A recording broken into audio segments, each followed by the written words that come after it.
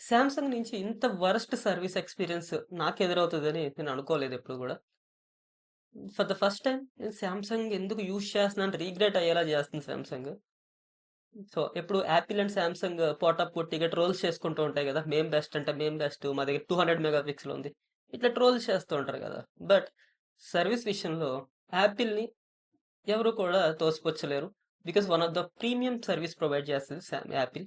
Because అది warranty అయినా అయ్యుండొచ్చు. లేదా out of the warranty paid service అయినా అయ్యుండొచ్చు. బట్ యాపిల్ సర్వీస్ సెంటర్స్‌లో ప్రీమియం సర్వీస్ దొరుకుతది. కస్టమర్స్ ఇబ్బంది పడే పనైతే ఉండదు. బట్ నాకు సామ్‌సంగ్ నుంచి రీసెంట్‌గా జరిగిన ఒక ఇన్సిడెంట్ నాకు నిజంగా మైండ్ అయితే బ్లో అయింది. Because they are doing intentional warranty wipe. ఈ ఇంటెన్షనల్ వారంటీ వైప్ అని నేను ఎందుకు మెన్షన్ చేస్తున్నాననేది మీకు డీటెయిల్స్ అన్నీ చెప్తాను.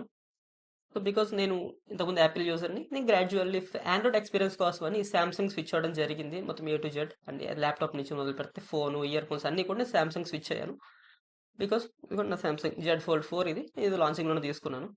సో, ఇక్కడ నాకేదో ప్రతి ఐటెమ్ గూడా వారంటీలో ఉండగానే వారంటీ అయిన తర్వాత కంప్లెయింట్స్ కామన్. నా ఫోల్డ్ 4 ఇది కూడా వారంటీ అయిపోయిన 1 వీక్‌కి నాకు లోపల డిస్‌ప్లే స్ట్రిప్ అయితే పోయిందనమాట. ఓకే. వారంటీ అయిపోయిన తర్వాత విషయం నో ప్రాబ్లమ్. అది ఓకే కామన్. బట్ నా దగ్గర ఇది వాచ్ 4 క్లాసిక్. ఈ వాచ్ నేను జూలై 10థ్ అయితే పర్చేస్ చేయడం జరిగింది. ఇక్కడ ఒకసారి మీరు డేట్ చూడొచ్చు. ఇది నేను జూలై 10థ్ అయితే పర్చేస్ చేయడం జరిగింది. నేను స్క్రీన్‌షాట్ ప్లేస్ చేస్తాను. సో, నేను జూలై 10థ్ ప్లేస్ చేశాను 2024లో. సో, దీని వారంటీ వచ్చేటప్పటికి 2025 జూలై 9థ్ వరకు అయితే ఉంది వారంటీ. సో, ఇది నాకు ఈ వాచ్ ఏదైతే ఉందో, ఈ వాచ్ నాకు నేను ఒక 6-7 మంత్స్ ఆర్ 8 మంత్స్ యూజ్ చేసిన తర్వాత నాకు ఇది గ్రాడ్యువల్‌గా ప్రాబ్లమ్స్ రావడం మొదలుపెట్టింది. సో, నేను మే ఎండింగ్‌లో అనుకుంటా. మే ఎండింగ్‌లో ఇదొకసారి నాకు ఇష్యూ వస్తుందండి. ఓవర్ హీట్ అయిపోతుంది. బ్యాటరీ బ్యాకప్ నిలబడట్లేదు అనేసి నేను తీసుకొని సర్వీస్ సెంటర్‌కెళ్ళాను. వాళ్ళేంటంటే సాఫ్ట్‌వేర్ ఇష్యూ అని చెప్పి సాఫ్ట్‌వేర్ అప్డేట్ చేసి చేతిలో పెట్టారు. బట్ నాకు ఇష్యూ రిజాల్వ్ అవ్వలేదు.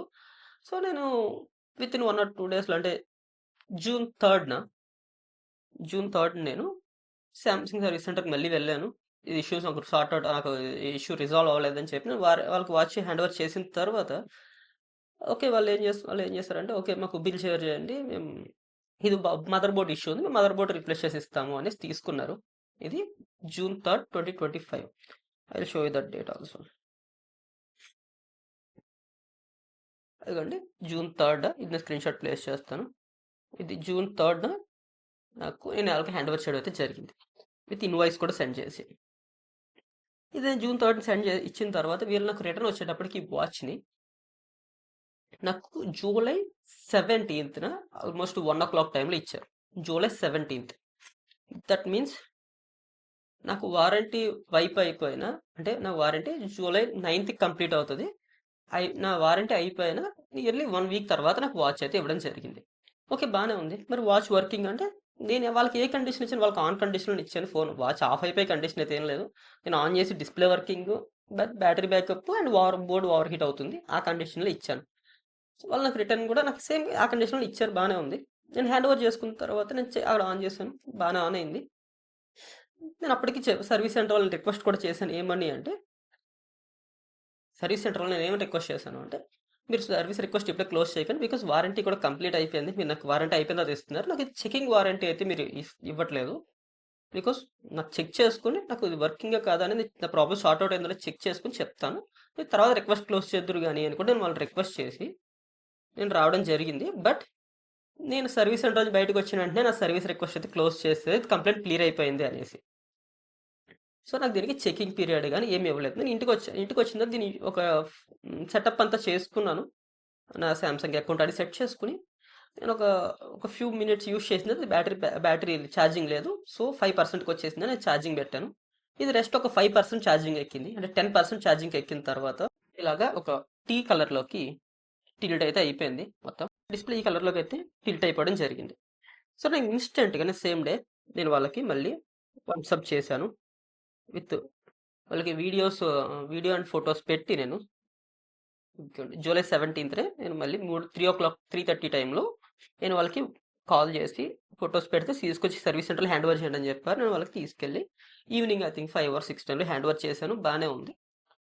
బట్ వాళ్ళు ఆల్మోస్ట్ నియర్లీ 1 వీక్ వాళ్ళ దగ్గర పైన ఉంచుకున్నారు. నేను 17థ్ ఇస్తే నాకు ఆ తర్వాత రెస్పాన్స్ అనేది లేదు. నేను తర్వాత కాల్స్ చేశాను. నా నెంబర్ నుంచి కాల్ చేస్తే ఎత్తడం అనే కాన్సెప్ట్ కూడా లేదు వాళ్ళ దగ్గర. అప్పుడైతే నేను జూలై 23న ఇంకా నాకు కాల్స్‌కి అటెండ్ చేయట్లేదని చెప్పి ఎనీ అప్డేట్ అని చెప్పి కూడా నేను వాట్సాప్ మెసేజ్ పెట్టడం జరిగింది. లాస్ట్ మెసేజ్ జూలై 23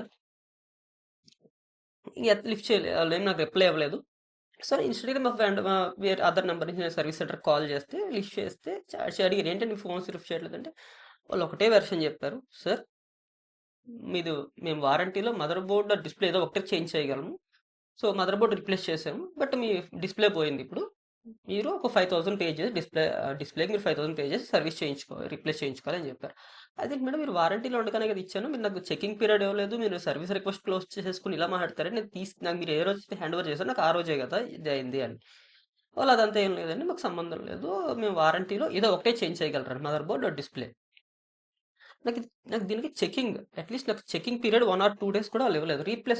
రిపేర్ చేసిన వాచ్‌కి. వాళ్ళు రిపేర్ చేసిన దానికి నాకు 1 ఆర్ 2 డేస్ కూడా చెకింగ్ పీరియడ్ నాకు ఇవ్వలేదు వాళ్ళు. వాళ్ళ దగ్గర ఎంతకాలం ఉంచుకున్నారని నాకు అనవసరం. బట్ నాకు వాళ్ళు 1 ఆర్ 2 డేస్ కూడా చెకింగ్ పీరియడ్ ఇవ్వలేదు ఇది. ఓకే, బానే ఉంది.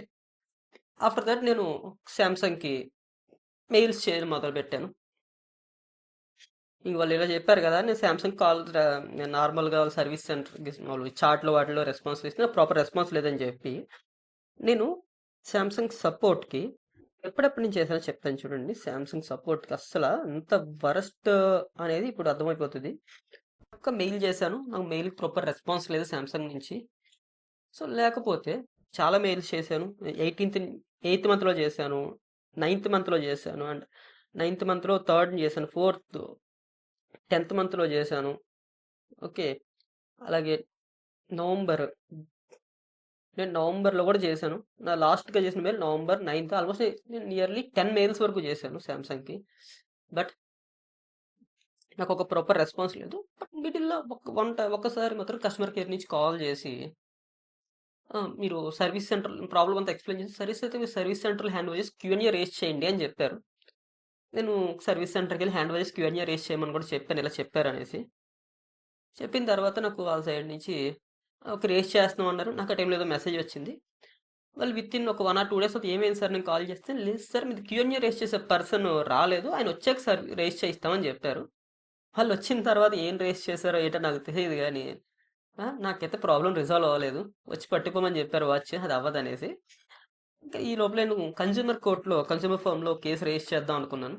బట్ ఇంతలో నాకు యాక్సిడెంట్ అవ్వటము. సో, దానివల్ల నేను ప్రాపర్‌గా బయటికెళ్ళలేకపోవడం వల్ల నేను కన్స్యూమర్ ఫోరంలో ఇందులోనే, అంటే బెడ్ రెస్ట్‌లో ఉండిపోయాను. సో, దానివల్ల నాకు ఈ కన్స్యూమర్ ఫోరం మీద దీని కన్స్యూమర్ ఫోరంలో కేసులు రిజిస్టర్ చేయడం గాని, దీని గురించి నేను ఆలోచన కూడా చేయలేకపోయానన్నమాట సిట్యుయేషన్‌లో. నేనెళ్ళి వాచ్‌ని జనవరి 3 ఆర్ 4 జనవరి ఫస్ట్ వీక్‌లో 2026 జనవరి ఫస్ట్ వీక్‌లో నేను వాచ్ తెచ్చుకున్నాను సర్వీస్ సెంటర్ నుంచి. But watch condition is same. You see that? మీరు చూస్తున్నారు కదా! సో, ఇంతలాగా సర్వీస్, మరి దీన్ని ఇంటెన్షనల్ వారంటీ వైపింగ్ అంటారా కాదా అనేది మీరు చెప్పాలి. నా సిట్యుయేషన్ అండ్ నాకెదురైన ప్రాబ్లమ్ అయితే ఇది. సో, ఇలాంటి సిట్యుయేషన్ ఉన్నప్పుడు ఇంకా సామ్‌సంగ్ నేనెందుకు యూజ్ చేయాలనుకుంటాను. నేను ఇప్పటికీ యాపిల్ యూజ్ చేస్తున్నాను. ఆల్సో సామ్‌సంగ్ కూడా గ్రాడ్యువల్ స్విచ్ అయ్యాను. But Samsung would be wrong, because నా ఫోన్ వారంటీ అయిపోయిన 1 మంత్‌కి display out, inner display replacement cost 40,000 చెప్పారు సర్వీస్ సెంటర్‌కెళ్తే. సో, నా బడ్స్ ఈ వారంటీలో ఉండగానే నియర్లీ నేను తీసుకున్న 6-7 మంత్స్‌కే బ్యాటరీ బ్యాకప్ పడిపోవడం, డిస్‌కనెక్షన్ ఇష్యూస్ ఇట్లా చాలా వచ్చాయి. నా వాచ్ ఇష్యూ అది. ఇంకా వాషింగ్ మిషన్ అంటారా? వాషింగ్ మిషన్ కొన్న 2 మంత్స్‌కే దాని లోపల వాటర్ పంపింగ్ మోటర్ ఏదో ఉంటదో అది పోయిందంట. సో, ఇంత వరస్ట్‌గా నేనైతే సర్వీస్ సామ్‌సంగ్ నుంచి ఎక్స్‌పెక్ట్ కూడా చేయలేదు. నాకిదైతే నేను ఓకే, వారంటీ అయిపోయిన తర్వాత నేను ఒప్పుకుంటాను కానీ, వారంటీలో ఉన్న ప్రొడక్ట్‌కి కూడా వారంటీ అవ్వగొట్టి చేతిలో పెట్టడం అనేది సామ్‌సంగ్ వల్లే సాధ్యమైంది. ఇంకెవ్వరి వల్ల కాలేదు. ఆఖరికి కస్టమర్ కేర్‌కి కంప్లెయింట్ రైజ్ చేస్తే కూడా కస్టమర్ కేర్‌కి కూడా సొల్యూషన్ కానీ నేను అమౌంట్ అడగలేదు. నాకు కొత్త ప్రొడక్ట్ అడగలే. రీప్లేస్‌మెంట్ జస్ట్ నాకు ఇది వర్కింగ్ కండిషన్‌లో చేసి ఇచ్చేసేయండి అని చెప్పాను. నాకు సామ్‌సంగ్‌ని నేను పెద్ద ఎక్స్‌పెక్ట్ చేయలేదు. నాకు ఇది వర్కింగ్ కండిషన్‌లో కావాలి. దానికి నాకు ఒక ప్రాపర్ సొల్యూషన్ చూపించకుండా, కస్టమర్ కేర్ అయితే ఏంటి, ఇంకోటైతే ఏంటి నాకు ఇప్పుడు నేను దీనికి 13,000, 14,000 పెట్టి కొన్నన్నకి వాచ్‌కి నాకు వారంటీలో ఉన్నదాన్ని మీ సర్వీస్ సెంటర్ వారంటీ అవ్వగొడితే దానికి నాది కాదు గదా బాధ్యత. సర్వీస్ సెంటర్ మీద యాక్షన్ తీసుకోవాల్సిందేనా? సర్వీస్ సెంటర్‌తో ప్రాపర్‌గా సర్వీస్ చేయించుకోవాల్సిందేనా బాధ్యత సామ్‌సంగ్‌దే గదా! బట్ ఇప్పుడు దీన్ని ఫ్రాడ్ అనాలా? ఇంటెన్షనల్ వారంటీ వైపింగ్ అనాలా? లేకపోతే సర్వీస్ సెంటర్స్ డబ్బుల కోసం కస్టమర్స్‌ని ఇలా ఇబ్బంది పెడుతున్నారనాలా? ఏమనుకోవాలి? అంతే గైస్ ఈ వీడియోకి. నెక్స్ట్ ఇంకో మంచి ఇంట్రెస్టింగ్ వీడియోతో మళ్ళీ కలుద్దాం. Thanks for watching. ఈ వీడియో మీ ఫ్రెండ్స్ అండ్ ఫ్యామిలీకి షేర్ చేయండి. ఈ వీడియో కనుక మీకు నచ్చినట్టయితే లైక్ చేయండి. మీకు ఇలాంటి ఇన్సిడెంట్స్ ఏమైనా సామ్‌సంగ్ నుంచి ఎదురైతే కింద కామెంట్ చేయండి. And thanks for watching.